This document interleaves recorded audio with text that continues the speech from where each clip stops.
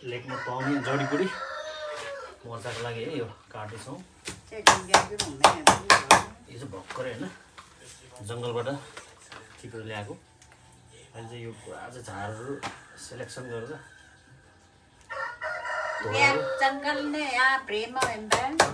काट्दैछौँ।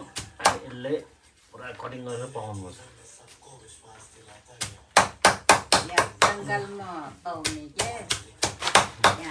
मोर्चा बनाउने रक्सी लक्कल रक्सीको लागि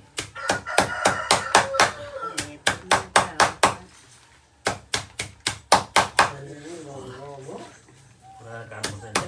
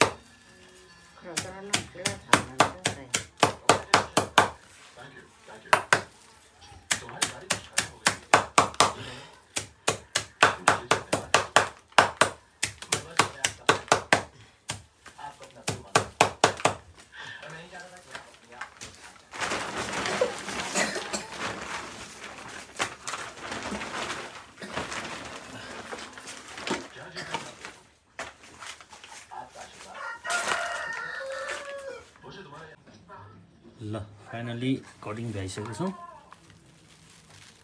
यसलाई चाहिँ पकाउनुपर्छ। अब मोर्चा बनाउनलाई औषधि लेकको जडीबुडी। ल अब डेक्चीमा हाल्नु पऱ्यो पकाउनलाई रेडी।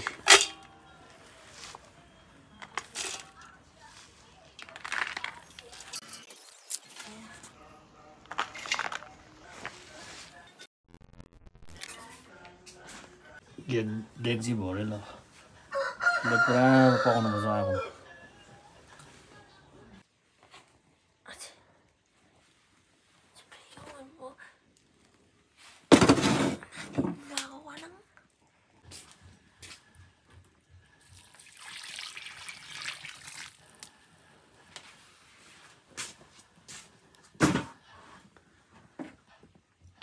आगोमा पकाउँदैछौँ अहिले। यसले चाहिँ मजाले 1-2 घन्टा पकाउनुपर्छ त्यो बेल्ने गरी।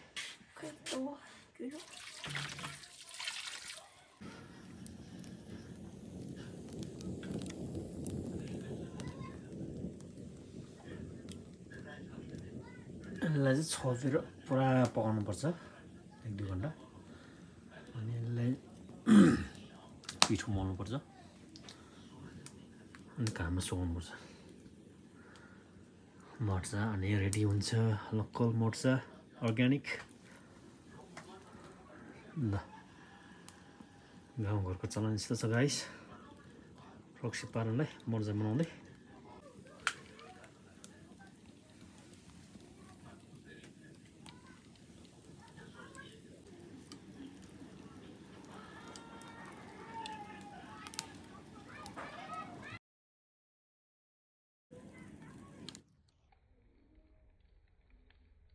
ल एकदमै पाकेको अवस्था छ अहिले।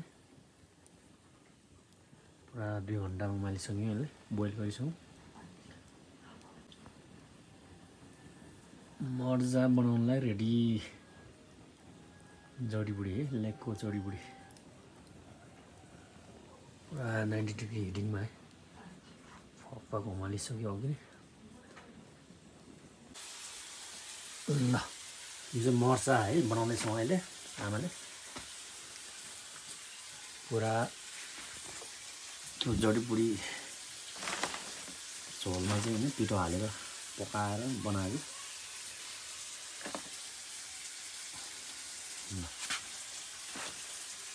बनाउनुहुन्छ यो चाहिँ पहिलाको पुरानो मर्चा यहाँ थोरै मिक्स गरेर नयाँ मर्चामा चाहिँ मिक्स गरेर यसो डल्ला डल्ला पारेर त्यो पातीभित्र हाल्छौँ है। अनि माथि सुकाउँछ धुवामा अथवा घाममा। मर्चा बनाउने स्टाइल यो मान्छेले देख्नु हुँदैन, मान्छेले देख्यो भने अब बिल्डिङ सम्म हुन्छ सेपरेट गर्नुपर्छ यो कुनामा। ल काउक्यो हो मर्चा राम्रै छ, मर्चा ठिकै छ। अनि यो मर्चा चाहिँ पछि त्यो रक्सी पानी बनाउँदाखेरि अन्न होइन कोदो पिठोहरूमा चाहिँ पुरा घोलेर हालेर बनाउँछ। यस्तो छ गाउँघरको चलन मर्चा बनाउने तरिका। ल फाइनली मर्चा रेडी भइसकेका छौँ। यहाँ चाहिँ सुकिसकेको अवस्था। ल गाइस यो लगभग रेडी भइसक्यो, एकदम सुकिसक्यो। सुकिसक्यो।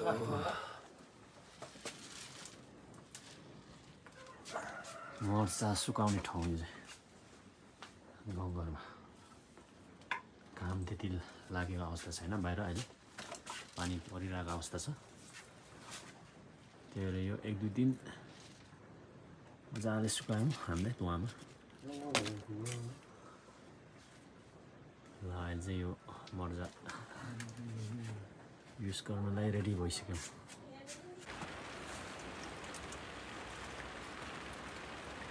पानी परिरहेको छ बाहिरतिर।